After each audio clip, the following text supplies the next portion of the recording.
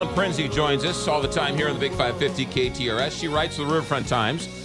She is also the founder and CEO of an app which you should be downloading, Olio City. It is an app that brings together the sights and sounds, restaurants, and hip and happening things all around St. Louis. It has expanded to Nashville and Chicago. Mm-hmm. So when you go to Chicago, you have the app. You just change cities in the app and all the cool places in Chicago. She makes me cool every single time she's on the show. Ladies and gentlemen, former head scout of the St. Louis Cardinals, Ellen Prinzi.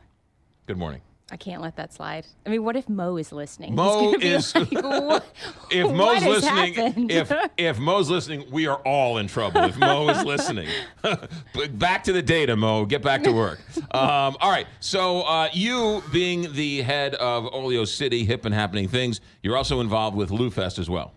So our team handles most of the marketing for LouFest. So yesterday was obviously a really big day for us with the lineup dropping. Huge day. Now, is it official that Michael McDonald will be appearing at LouFest? He is. It is official. So what had actually happened last time is it had been leaked, and so I couldn't really confirm or deny, but yes, he will be here. Okay, we had a question yesterday because they were announcing the bands, and they said, let me get this straight, the festival debuts Head and the Heart and Gary Clark Jr. Is that one band, two band, or three bands? It's two bands. So the Head and the Heart is one band. Probably the band I'm most excited to see personally. And then Gary Clark Jr., if you're into guitar, he is one of the masters on the guitar. So definitely somebody worth checking out. Okay, so how many stages are there? There's going to be 4 this year. 4?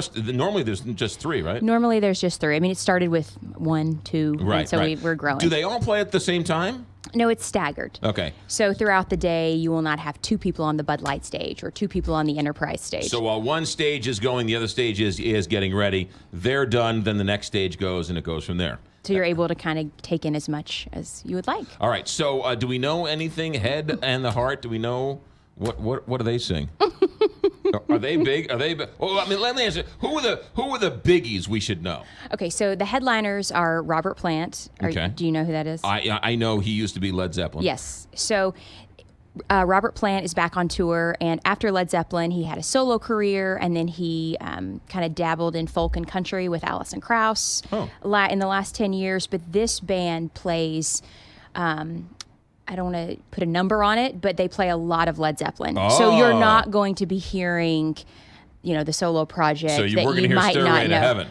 I don't know, but right. If you look at his set list with this new band that he's playing with from other festivals they've done, there is a lot of Zeppelin. Mm-hmm. So good to know. Yeah, that's exciting for me too. So him, who else we got? Modest Mouse. They're an indie rock band that's been around for the last 20 years. Okay. They have a lot of hits. Float On. Have you heard of? I had. Yeah, they played Float On. Okay, the good. other day. So and then there's one more headliner that's yet to be announced. Oh, who's that? Well, I obviously can't tell you that. Well, that's right. We won't know who it is anyway. So don't worry about it. Stay tuned. All right, stay tuned. All right, and then so the second tier bands. Who are some of the second tier bands that the hipsters will know? So the Head and the Heart is, I think everybody should know who the Head and the Heart is, yes. But they're on that second line. We also have a country contingency, so if you do like country music. I love country. Brothers Osborne was just touring with Dierks Bentley. They're going to be here. Casey Musgraves is also country, and then Margot Price is this up-and-coming country phenom that you should also check out. All right, good. All right, so those are some of the biggies that are coming up. Correct. All right, now tell us about the Brew Fest at LouFest. So this is our 9th year, and traditionally the beer category has been dominated by AB, right. Bud Light, Bud Select, and this year we're opening up the beer category to include local breweries. Right. On the heels of just being named the best beer city in the country by USA Today. Right. What a better way to tap into all things local than by opening up the beer category. So that means I think we're going to have 25 different local breweries available at LouFest. Wow. So they're going to all have tents, be in one tent, be in tents all around? How's that going to work? So we haven't debuted what it's going to look like on the footprint, but expect Urban Chestnut, Schlafly, Four Hands, maybe some more obscure breweries that you might not have heard of. I will say this, that there are a lot of good beers out there that are local beers that, there's just so many. You're like, ooh, that's really good, right? Really there's good. a lot of good ones. All right. What else do we need to know about LouFest? So this year we have the most local bands that we've ever had. All right. So there's 15 local acts, and that's on the fourth stage, which is yet to be named. But if you want to come out and see what makes St. Louis such a music city, those are the stages that are not to be one missed. stage is going to be dedicated to local bands. Correct. That's pretty cool, too. All right, when is this? September 8th and 9th in Forest Park. Which is perfect because the weather will be cool then. Well, we hope so. September can be like August sometimes. Yes. Well, we sort of the tail end. How much are tickets? Where do we get them? LouFest.com. Yes. General admission tickets are $95 for both days. Right. And what Oleo City? Do we go to the app to find out more? So ultimately, before the festival, Oleo City will debut the ultimate guide to LouFest, which will include neighborhoods to check out before and after. I mean, it's going to be quite the guide, but that won't be till later on. Gotcha. And then in terms of economic impact, this is a sort of growing. It's regional. It's getting a lot of attention. How many people are expected to come into St. Louis for this thing?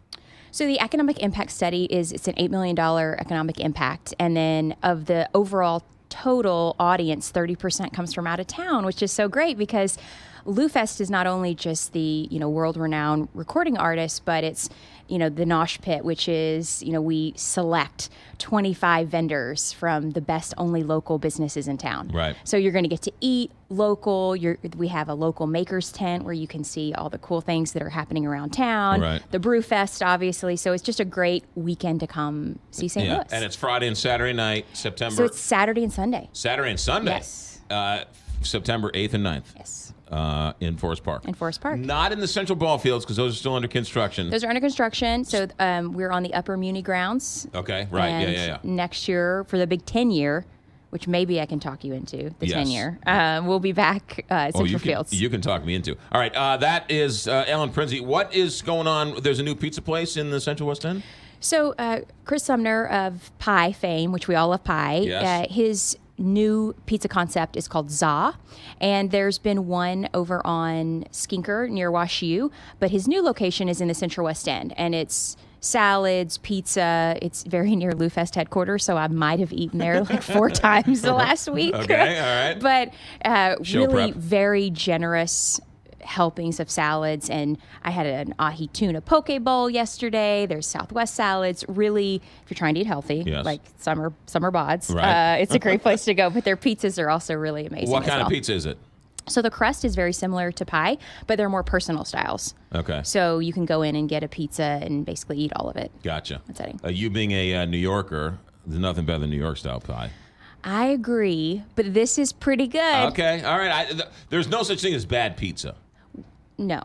You can have pizza at a truck stop at 3 o'clock in the morning from the microwave, and someone asks you how the pizza is. He's like, it was all right.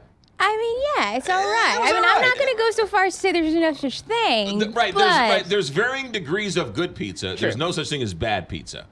But Willie and I are going to have to fight you on that. A truck stop at 3 in the morning out of a microwave is okay pizza. It's I mean, what are you doing there at 3? Let's get back to why you're eating. I'm just saying. Pizza. I'm going around the country. I was a deadhead when I was no. But I mean, I've been to a truck stop at 3 o'clock in the morning and had a pizza and been like, and somebody asked me, it was all right. But I like pizza. I love, New York style pizza. No, point taken. Right, it's hard to screw up pizza. Right, exactly. Yeah, but when you fold it and you let the grease roll off it and you dabble it on the plastic plate or the paper plate and then you eat it. I have never done that move of dabbing the pizza back in the grease. No. I'm like, wow. No. You tap the pizza on the paper plate so the grease falls off. Okay. Yes, that's what you do. You should have me right for Oleo City. That's things I'm learning today. See that? Oleo City, download it on your iPhone, Android apps. Oleo City, it's in the App Store. And the LouFest website? LouFest.com. Ellen Prinzi, have a good week. Thanks.